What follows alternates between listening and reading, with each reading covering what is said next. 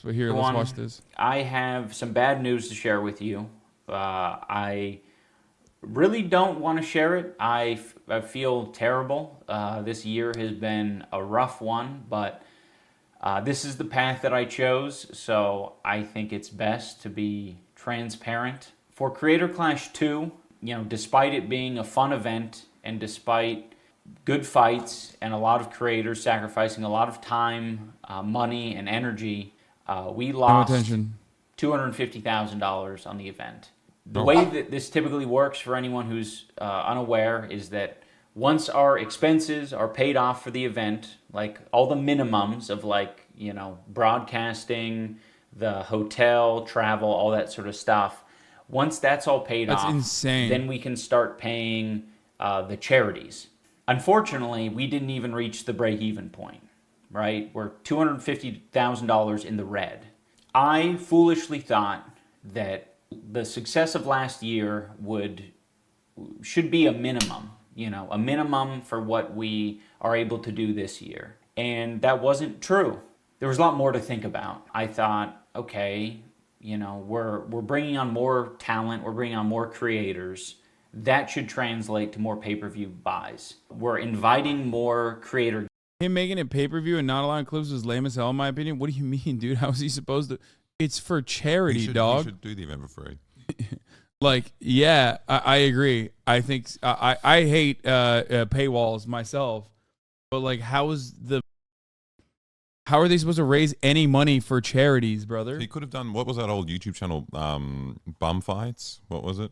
Oh yeah, backyard bum fights or backyard wrestling. Yeah, there's no overheads there. He could have just done that and had it free for and exploited poor people.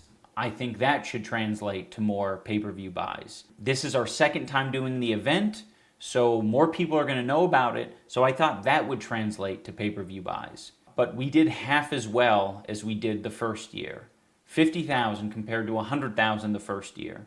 So I was wrong, and I feel a lot of shame because a lot of people were trusting me and trusting our team to, protect the event and protect the charities and protect just the whole thing. It feels particularly bad because this isn't like a regular business where it's all a personal loss and I can just be like, oh, okay, I suck at business, and I walk away from it. All of the other fighters were, hoping that their charities got represented and got supported for all their hard work.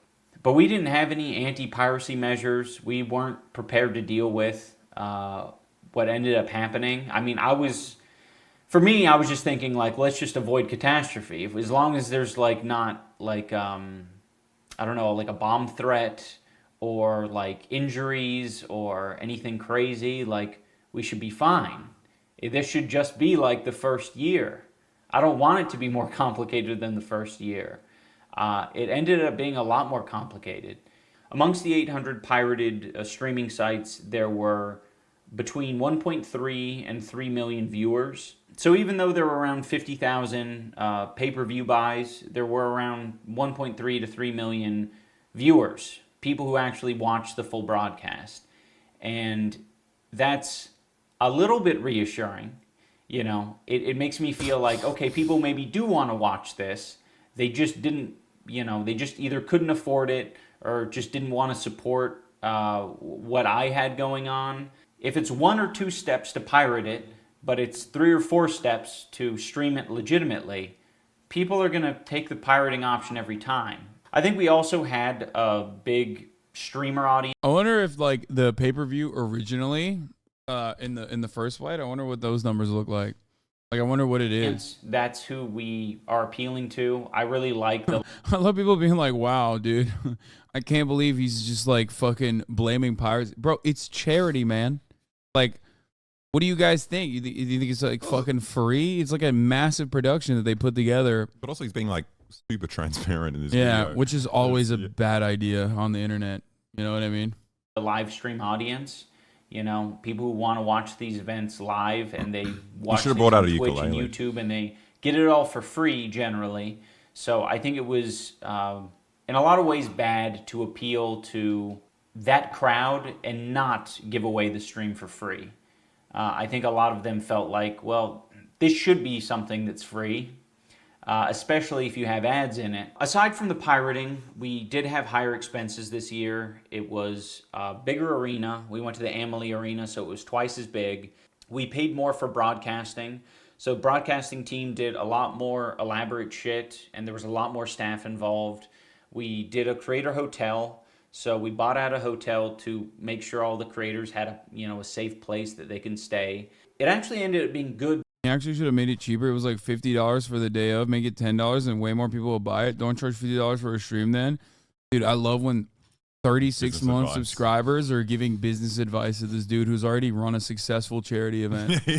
Second year in a row. Dude, yeah. Like the amount of infrastructural hurdles that you need to clear to get hundreds of fucking content creators from all around the world to get to one area. And also like he was... And produce it while also simultaneously fighting in it. Yeah. Yourself. That's insane. Like even trying to think about it from your perspective would literally melt your brain, okay? It would cause your brain to fucking short circuit.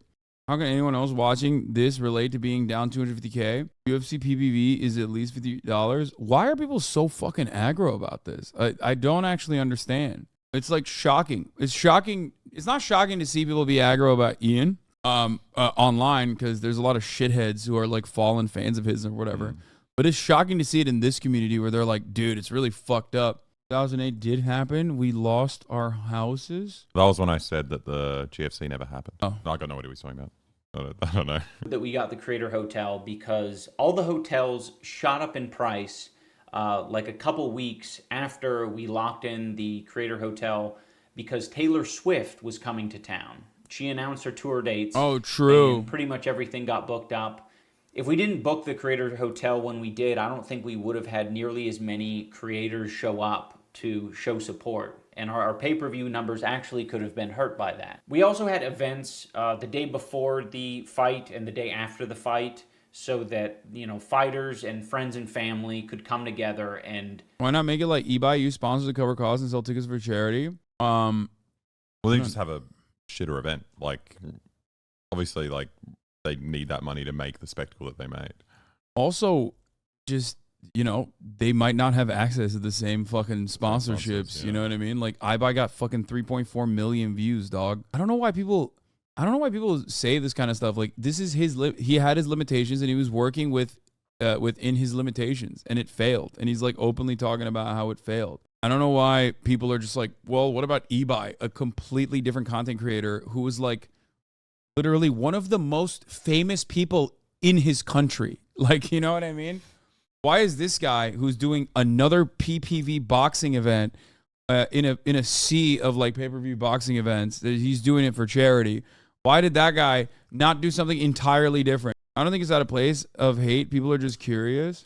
Process their trauma. That was sort of paramount for me because the first year we did the fight and then I went to bed. I got the shit kicked out of me by Dr. Mike and then I went to bed and then I woke up. The hotel was empty. And then I got on a flight and traveled 5 hours with my face completely swollen back to Seattle. And I was like, that was cool. That was so worth it. The Swift concert was a real pain if you weren't going to it. Yeah, I was staying right next to the fucking concert. It was awful. It just like shut off traffic entirely. It was insane. There was nothing. There was no processing my trauma. There was no talking to anyone and did the Elon, in my opinion, paywall something people expect for free? But it wasn't free last year. Like, what are you where talking? Does expectation come from? I don't even understand where the fuck this expectation is coming from. It wasn't free last year. People have been paying pay-per-view for boxing events since the beginning of fucking time. Like, what? It was never like, oh, guys, we're just gonna charge last second for this thing. Like, it's one thing having a small person producing something for charity, but also the price of somewhat professional level fighting stream cost is for charity. It would have made more money if it was a more realistic price. Like I don't think there's ever been like an influencer boxing event that wasn't pay-per-view, has there? The difference is people pay to watch Mike Tyson and Floyd Money Mayweather, not Hundar or Myth. I mean, people don't though, is the thing as well. Like, what? They're not expecting to rake in UFC or fucking professional boxing revenues. You understand that, right? Like, what are you talking about? Also, those have a fuckload more sponsorships because these are legitimate brands and not like fucking a YouTuber. Okay, what is happening? Is my community full of like professional event coordinators? Like, what's happening right now? Everyone's like, dude, I've been running the UFC for 35 years. Like, I would have done this differently. The show needed more razzle dazzle, more old Hollywood. I think he's joking. Yeah, I know. Relating about the experience afterward, everyone was gone. And that shit felt awful. So, yeah, some of these things that might seem extraneous, in my opinion, were entirely necessary, and I wouldn't change it for the world. I mean, as evidenced by the pay-per-view streams, it wouldn't have made a difference because we did half as many pay-per-view sales. So we also had to pay for more fighters this year. The first year it was 18. This year it was 24. I thought bringing in more fighters would just lead to more pay-per-view buys, but I think it just ended up costing us more, because each fighter gets a $20,000 stipend. And for anyone like confused about this or yeah, it was early pricing was $20, and then advanced purchase was $25, and day of show was $35. It wasn't even $50. I don't know where you guys got the $50 from. If all the people making suggestions paid to watch last year, we wouldn't be seeing this video right now. Yeah. Just gonna say, do people have no idea how hard it is to book a goddamn arena for an event? I work for the company that sponsored that same stadium, and it took me 7 months of work just to get an event scheduled there. People just need to like listen and not think they know everything. Yeah, 100%. I don't think people understand how ridiculous this is. Like, you're talking about a almost professional level production. Oh, it was nuts. Like, there's operators. There's so much. And Ludwig and Cutie have made events free to stream and always have incurred a loss despite big sponsorships, right? No, that's not true. Okay, that's ridiculous. Like, I don't want to speak for anyone else, but there are big differences between how you're doing it, and also even then when they incur a loss is usually not out of pocket. Cutie has sponsorships, subscription revenue that comes from it. Cutie is not. Cutie might actually run it at a loss, but look, I don't want to speak on it a little bit further, but with respect to Ludwig, like, and I can speak from my own personal experience, when I have contracts with companies, okay, they will oftentimes present a flat fee for you, okay, but that flat fee will also incorporate production costs for big events and big ticket shit that you're doing, okay? So you're wrong on that. Why would I pay to watch something I don't want to watch? Wait, don't watch it. Nobody's asking you to watch. Man, shut the fuck up, idiot. Oh my God, you're so stupid. Like, everyone should pay to watch this. Like, I never said watch the event. Jesus Christ, dude. Yikes. We're talking about the monetization strategies of an event for charity, and Chatter said, why would I pay for something I don't want to watch? As if that was the conversation that was being had. Like, no shit, Chatter, you were being an idiot. Thank you. Exactly. Holy fuck, there's at least some sane people in the chat. Jesus Christ, who recognized that was insane of that person to say. Thought everyone was fighting for free. They pretty much are fighting for free. I think any of the fighters can attest to the fact that fighting in Creator Clash is not a financial boon in any way. That $20,000 is eaten up in those 9 months that you're training. I would say that $20,000 is on the low end of what it should cost you to train in those 9 months. Because you have to pay for your trainer yourself, and you have to pay for, all of the food, the equipment, the travel, whatever you're doing to make all this shit happen.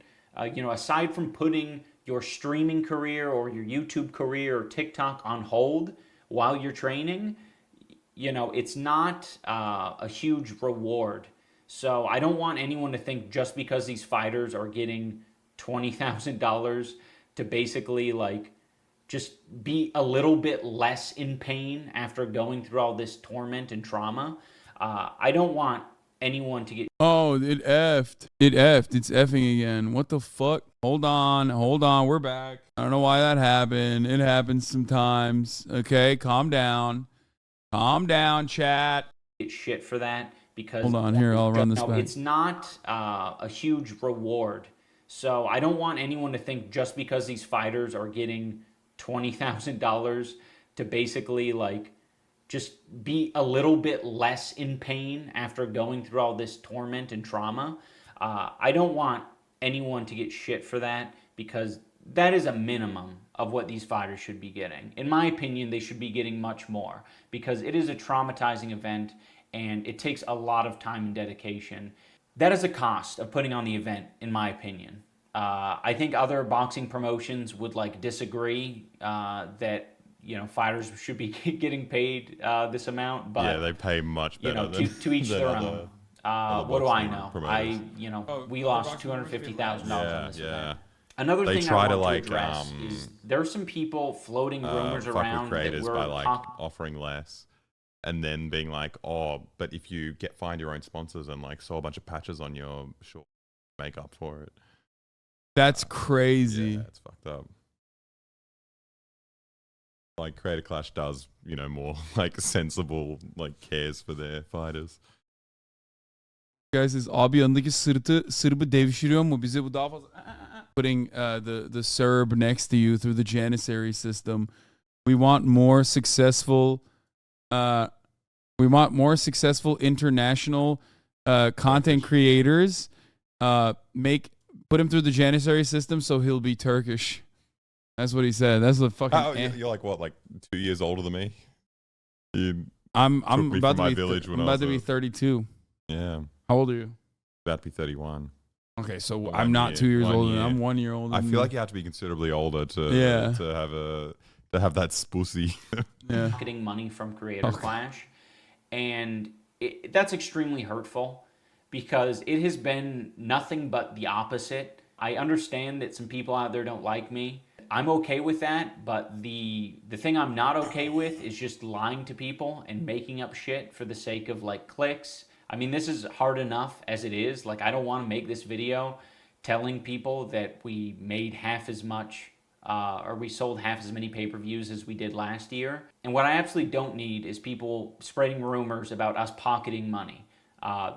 This has been a financial fucking catastrophe for me. We don't need that, and we don't need any of that shit for any of our other fighters, because this has been a huge sacrifice for all of them, financially, specifically financially. If you want to say that they're earning boatloads of clout for fighting, sure, whatever you want to say. But this has been a huge sacrifice. I try not to view any of the pirated live streams as malicious, because I think the majority of people, you know, aren't malicious about it. I think there were 50,000 people out of 1 million plus who just said, Creator Clash live stream, and like instantly a bunch of shit popped up, and it was just very easy for them to watch.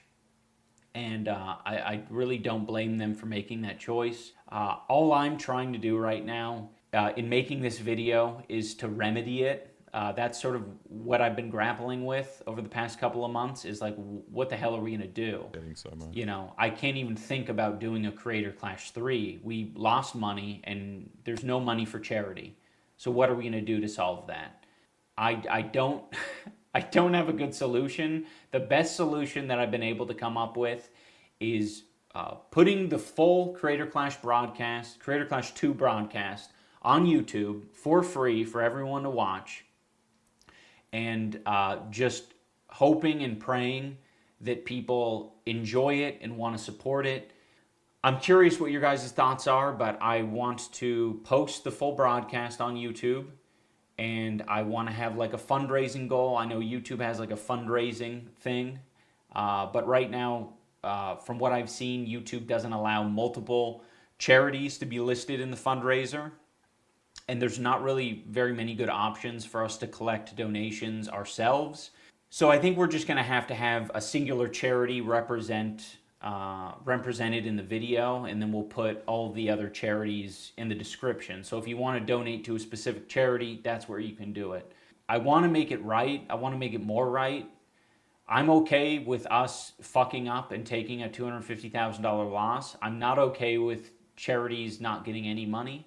I want to thank all the fighters and all the coaches and all the staff of the event and the fans who, you know, came to show support. It might feel like a big loss, but it was a lot of entertainment. And, you know, a lot of good came out of it. A lot of people had unforgettable experiences, and it will be a highlight of their lives. There's a lot of boxing events where no money goes to charity at all, ever. There's not even the chance that it goes to. Ali versus Frazier was on regular TV. What happened to that? At a time where there was like 3 TV channels. And he goes, the fighters should get the most money. They're the ones risking everything. You're right, dude. Fuck charity. Fuck the fighters who just decided to fucking fight for charity. You know what I mean? Fuck that. But also, these guys are paying fighters more.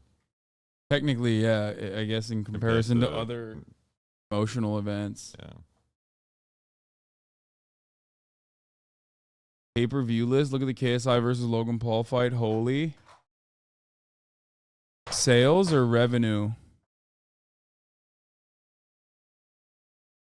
Holy fuck. The KSI Logan Paul fight got 2 million in sales. Doesn't even show the revenue estimation. That's crazy. And the KSI Logan Paul fight, the first one got 1.3 million sales and did 16.5 million in revenue. That's wild. I don't get it. I thought it wasn't, these guys aren't elite. Who would pay for their fucking pay-per-view, chat? KSI and Logan Paul made bare bank. Bare bank, proper bank on that one. And that's before you look at the advertising and stuff too on top of that. All right, well, this sucks.